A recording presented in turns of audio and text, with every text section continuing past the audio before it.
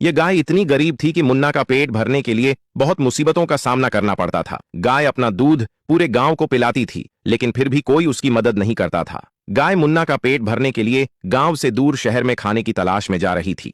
तभी उसने देखा कि एक आदमी आने वाले दिनों में रेस प्रतियोगिता का ऐलान कर रहा है और रेस जीतने वाले को 1 लाख रुपए का नकद इनाम रखा गया था। गाय ने सोचा, मैं तो रेस नहीं जीत सकती, लेकिन मुन्ना को रेस की तैयारी करवा सकती हूँ। गाय अपनी गरीबी दूर करने का यह अवसर हाथ से नहीं जाने दे सकती थी, इसलिए उसने शरीर और ताकत दोनों बढ़ाने का सबसे महंगा ड्रिंक लाकर दिया। उसके बाद वह दिन रात एक करके गार्डन में जाकर दौड़ लगाने लगा। कुछ दिन बाद मुन्ना पहलवान बन जाता है और रेस के लिए निकल जाता है। उसी रेस में एक रेड बुल था जो मुन्ना का बहुत मजाक उड़ा रहा था। रेस शुरू हो जाती है और कोई भी किसी से कम नहीं था, सब बराबरी में दौड़ रहे थे और मुन्ना धीरे धीरे अपनी स्पीड को बढ़ाता है और वह सबसे आगे हो जाता है।